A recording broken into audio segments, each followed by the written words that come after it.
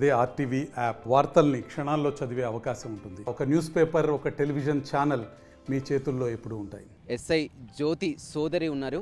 చెప్పండమ్మా, ఎందుకు మీ బావ మీ అక్కని ఈ విధంగా వదిలేయడం కానీ ఇబ్బంది పెట్టడం ఎందుకు చేస్తున్నారు? తను ఫస్ట్ మా అక్కతోటి మ్యారేజ్ అప్పటికి కానిస్టేబుల్ అండి. మా నాన్నగారు ఆర్థిక సహాయం చేశాక తనకి ఎస్ఐ జాబ్ వచ్చేసిందండి. ఎస్ఐ జాబ్ వచ్చినాక కళ్ళు నెత్తికెక్కి మా అక్కని ఎలాగైనా వదిలించుకోవాలని ఈమె ఎక్సైజ్ కానిస్టేబుల్ అండి, బూర్గుల వసంత ఆమెకు ఆల్రెడీ పెళ్ళి అయ్యింది. ఆమె భర్త ఆర్టీసీ డ్రైవర్. ఆమెకి 12 ఏళ్ళ బాబు ఉన్నాడు అప్పటికి, మా బావతో ఇల్లీగల్ పెట్టుకునేటప్పటికి.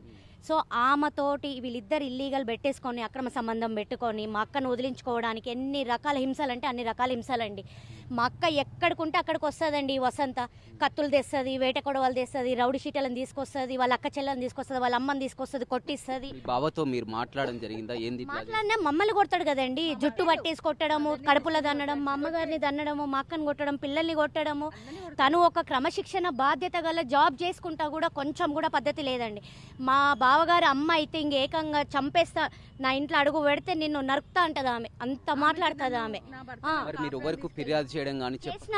చేసినాము, ఆ డీజీపీ సార్కి చేసినాము, కమిషనర్లకు చేసినాము, ఇంతమంది జిల్లా ఎస్పీ వాళ్ళకు కూడా చేసామండి. ఇంతకుముందు 2 లేడీ ఎస్పీలకు కూడా చేసాము.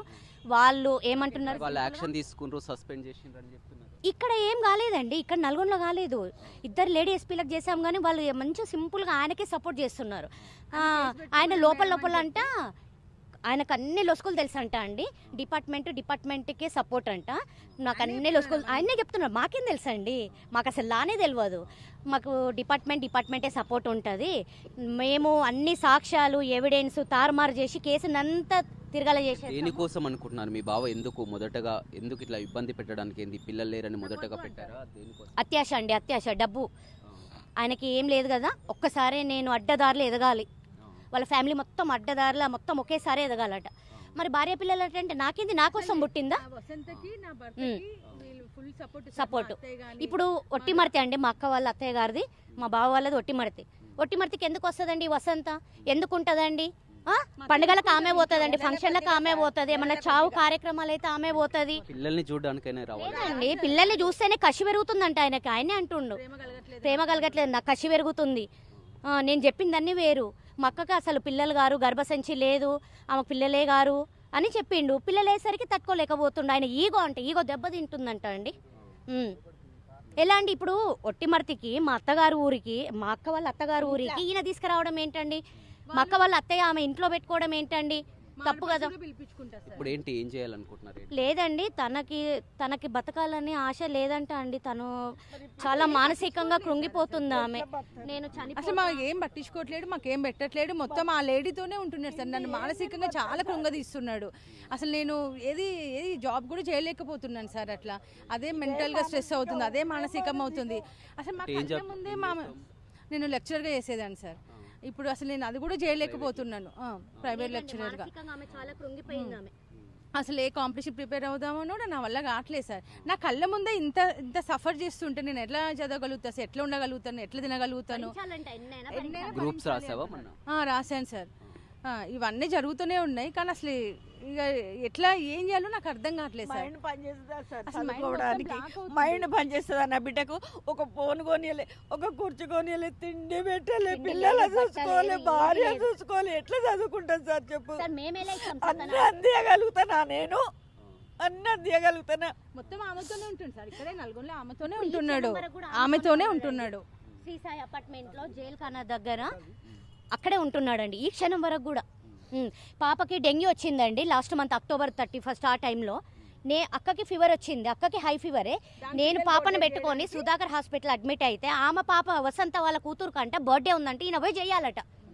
ఒక్కదాన్ని నేను ఎట్లా ఉంటా అండి పాపను తీసుకొని? ఆయన పాప కదా, ఆయన కూతురు కదా, ఆయన ఉండాలి కదా. ఆమె భరించకపోవడం సార్, ఆమె భరించదు. నేను నా భర్తతో ఉంటే ఆమె భరించదు. అది ఎట్లా పాసిబుల్ సార్? ఆమె ఎవరు? ఆమెకి ఏం సంబంధం? ఫోన్ చేసి కూడా మాట్లాడావు కదా వసంత తోటి?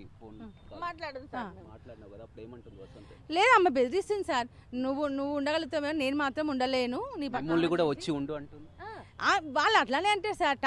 ఎక్కడ నేను ఎక్కడున్నా ఆమె వచ్చి నన్ను బెదిరిస్తుంది, కొడుతుంది, రౌడీ షీట్లను తీసుకొస్తుంది, కొడుతుంది, నన్ను చంపేస్తా అని కత్తి పెట్టింది సార్. అసలుకి